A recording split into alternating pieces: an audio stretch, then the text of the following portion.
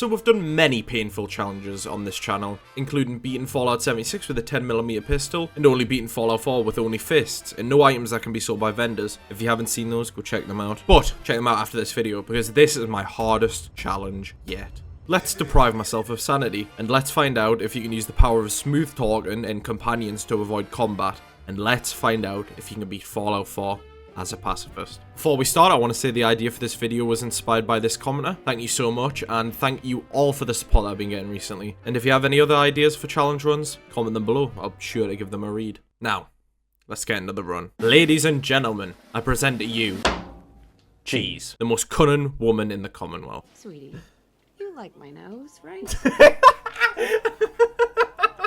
What reading? Oh, man. In the unforeseen event of total atomic annihilation. Sure. So 5 points into endurance for the health and resistance, maxed out charisma for the inspirational perk and the slaves, companions, 7 points into luck for idiot Savon and Ricochet, and we all know the score. Kaboom, McFlurry time, husband gets sent back to the lobby.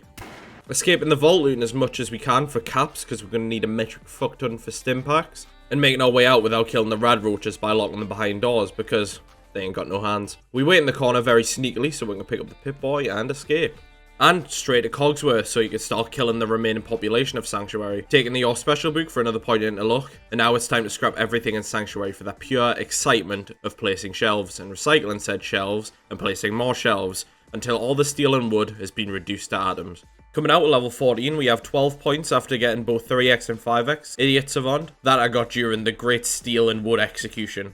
We invested them into luck to get 10 for Ricochet, 2 points into Life Giver so I can become more of a tank, 2 points into Toughness, and a point into Inspirational for the Slaves, 2 points into Black Widow for the ease of speech checks against simps, and the rest just dumped randomly, because shit funny. And then we went to Vault 81 for the Medicine Bobblehead and Curie, because I thought this would be the best companion as she gives stim packs and at the max relationship level she'll heal you once per day. However, as I don't plan shit whilst doing these videos, I totally forgot about the Automaton DLC. You know, the one where you can literally make a weapon of max destruction to fight for you. Yeah, that one. Stopping at the Red Rocket for dog meat for the fusion core, and becoming the equivalent of Jordan Belfort to smooth talk my way into Vault 81.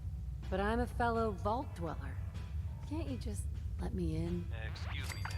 Completing the Hole in the Wall quest and claim my rewards, whilst also contracting mole rat disease. But I give the cure to the child and let the intrusive thoughts win. Pacifist run, by the way. And if you were wondering why I give the cure to the child instead of healing myself, it's because after that, you're allowed to steal anything in the vault you want with no repercussions, which will help fund my Stimpack addiction. For more defense, I had it at core 35 because there's a magical set of power armor there that says it's T51, but when you get inside of it, it magically turns into X01. So, running through the Assaultron and Sentry Bot to press buttons behind them, and voila! Wait, no, what? Yeah, so I discovered after intensive research that they fixed this bug in the next gen update, bastards. Running away from core 35, I waved at a turret on my way to Diamond City, and found an altercation between two people, one of them claiming the other to be a synth. So I led a super mutant hound at them so they could put their differences aside, or similarities depending on how you look at it, and work together to take it out. But after killing the hound, they got straight into gunfighting, and the synth coming out victorious. Well, not for much longer after that. Disappointed on the verge of tears, I headed to the All North Church for the railroad, and as someone who never uses companions and opts for the Lone Wanderer perk, I don't really know how they work, so unless they are healed, they can't get up if you're in combat. However, if you're hidden, they'll teleport to you on full health. So yeah, this run's going to be a lot of waiting. Putting in the password, I met Desdemona and told her about a friend of a friend who knows a friend. I helped Carl out of a jam. He knows a guy who knows a guy, and they hooked me up with the lead. We'll look into it. And now it was time to start the most soul-draining part of this run, completing the entire Automaton DLC. Heading to the distress signal, I lingered waiting for Ada. Yeah, it took a while, but she finally cleared out all the robots and instantly swapped Curie out for Ada. Making my way through to the General Atomics Factory, I found out although Ada was a bit squishy, she dealt way more damage.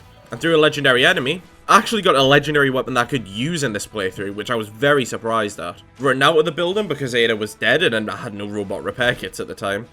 The enemy can of beans followed me out, and because I found a new area, Ada respawned and delivered a whole can of whoop ass.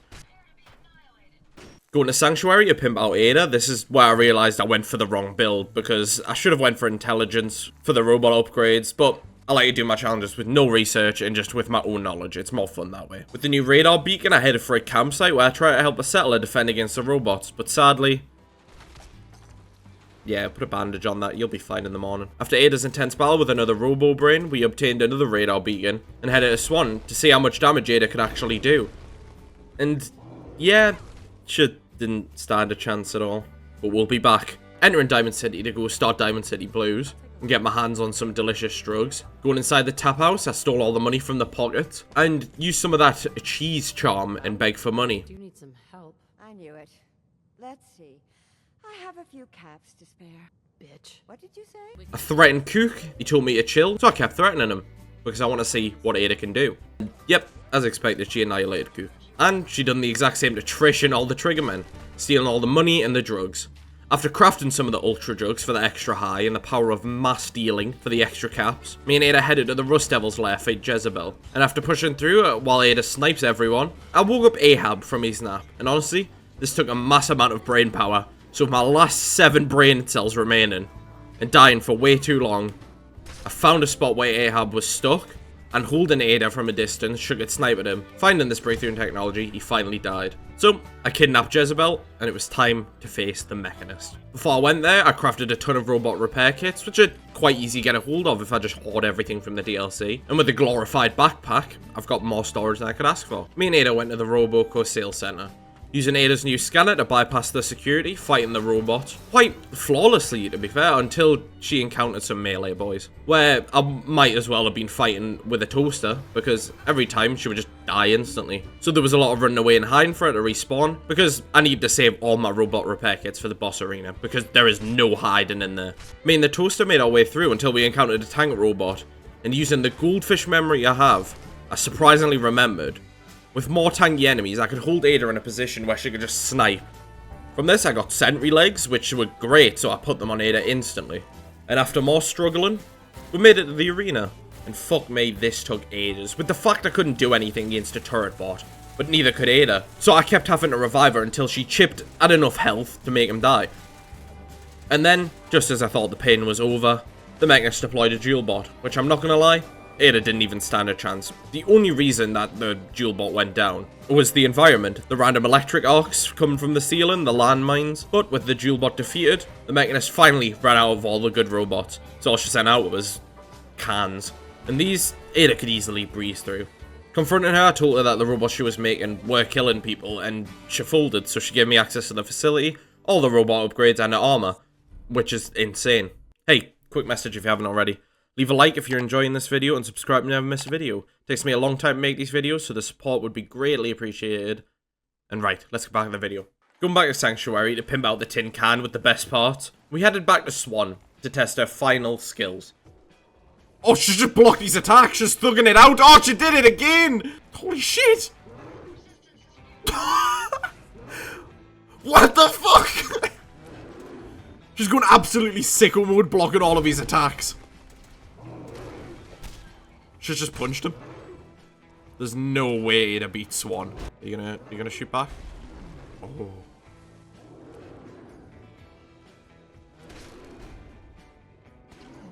She's just killed him like that. And yes, Ada is a unit now. Not gonna lie, it's pretty impressive. Entering Park Street Station, it was finally time to start the main campaign. Destroying our way through Park Street Station, I realised there was a problem with Ada. Due to the sentry legs, she was a bit too big to fit through the doorways, and this was a huge problem, pun intended. So, using distance to get her to teleport and the power of speedy legs, I just ran through. And the enemies that I couldn't run past, such as Dino, I would lead them to the Pearly Gates, otherwise known as a hallway with a big robot with guns. Convincing Darla to leave, I wanted to see Ada in action again, so Skinny started to count, and I just sat there, staring at him with wide eyes, wanting him to open fire, so Ada could do the exact same. And with no hesitation, Ada just dropped them. Quickly swapping Ada's legs out for the track so she could easily maneuver through buildings, I went to the Valentine Detective Agency to hang out with Ada's slightly less advanced brother, and I told Nick exactly who I was looking for. We're looking for my baby. I'll never forget that voice. You seem to be so good at it. Go ahead. I'll be there in a second to help, okay? Shut your fucking mouth! Shut the fuck up, you cunt! That little shit has it engraved into my mind. Heading up to the mayor's office to try to take Kellogg's house key. Emphasis on the tried. But finally, with key in hand, we investigate his house looking for clues in the whereabouts. Using dog meat will lead to Fort Hagen. And because I knew it was possible and I couldn't be arsed to wait for Ada, I just ran through without killing any of the sins. Finally being face to face with Kellogg. With the toaster by my side, she went instantly to work. Wiped the floor with him, and even when he used his stealth boy, which I was quite surprised at. Exiting the fort, we were absolutely 100% surprised by the Brotherhood. He's a blimp! Blimp! The Brotherhood blimp!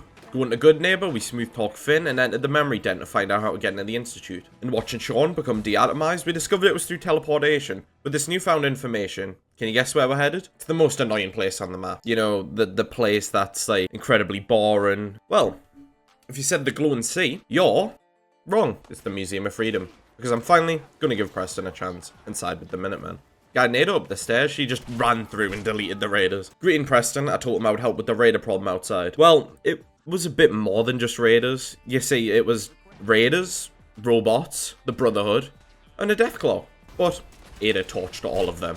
Is there nothing she can't do? Well, yes, actually, enter the Institute, but we'll get to that much later. Going to Sanctuary with Preston and the gang, I built water, beds, and defenses and food, so they can now live. And now, the cycle starts of another settlement needing my help. Settlers at 10 Pines Bluff wanted me to take care of raiders at the Corvega assembly plant. But, because it was such a big building, I couldn't be asked again to take care of each raider individually. So, I ran straight to Jared, and because it was necessary for him to be killed, I had the most brilliant idea ever. I'll get him to die by getting him to kill himself. And ladies and gentlemen, this is Ricochet. I mean, I didn't actually touch him, so it's still pacifist. He shot himself. Informing the settlers about my success, I headed for yet another settlement, which they wanted me to clear the Dunwich borers. My plan was to just use the same strategy, but find out Ricochet was a lot lower of a chance than I originally thought. I was wasting too many stim packs trying to get to activate. So, I did the only thing I could think of. I called in the Spooky Boys. They dealt with Bedlam easy enough. Returned to Preston, he wanted me to clear out the Starlight Drive-In, so I sat on top of a car while Ada did all the heavy lifting. Set up the recruitment beacon, returned back to Preston, and head out once again to go kill some raiders. God, this is repetitive, isn't it? This is why I just don't fuck with Preston. You know what, I'll make the future ones quick and snappy. So Ada squeezed through a train and put an end to Cinder. And now it was time for an actual entertaining mission with the Minutemen, securing the castle. With a horde of 1 million baby Mirelurks, and against the Mirelurk Queen, Ada putting in all the work. She was suffering with the babies biting her ankles, but she eventually took down the Queen, and the castle was finally back up and running. Filling up on some supplies in Diamond City, I headed into the Glowing Sea, where I struggled with an Enclave outpost. Because, yeah, that weapon isn't overpowered at all. Meeting up with Vigil, he told me to hunt for a Corsair for the chip. So, straight to Green Tech I went, running through the building, making my way up to the Corsair. I commanded the slave to attack, and with no hesitation whatsoever, dropped him like a sack of potatoes. But, sadly, as they weren't considered hostiles, I couldn't get Ada to commit any war crimes and execute the hostages. So, they will survive today. Getting the Corsair chip decoded by the railroad, I gave the plans to Sturgis, where he constructed the teleporter, and reached the Institute. Meeting with Father, who was also my son. Yes, confusing I know, but it won't matter anyways when they're all consumed by the heat of the atomic explosion. Declining his offer into the Institute and going back to the castle to meet with Ronnie Shaw. We explored the old castle's armory, and from this I gained the power of mortar explosions. That I couldn't use, so yay. Setting up the castle in preparation for the Institute invasion, I prepared an observation deck, expecting this to be a piece of piss, but no. It took way longer than expected. With Ada and the Minutemen constantly dying, even Preston's fire piss couldn't deal with all the Corsairs and Striders. And after taking about an hour, we cleared them and it was time to go on the offensive and wipe the Institute off the map. Sneaking up the sewer system like some sort of tunnel rat, I relayed all the Minutemen, watching most of them just get disintegrated in seconds. Well, the kids are now orphans, but what can you do? After watching Preston get knocked down more times than I could count, all of the synths in the lobby were finally dead. I went up to Father's living quarters and used more of that cheese charm to get the synth deactivation code. Headed into the reactor room, strapped the bomb to the reactor. You know, the bomb that Sturgis was just carrying around in his pocket, like everyone does. God, if you don't have a bomb in your pocket, what are you doing? Relayed back to the exit of the Institute, rejected the small robot child, and sat at the top of mass fusion, where I watched the Institute go boom.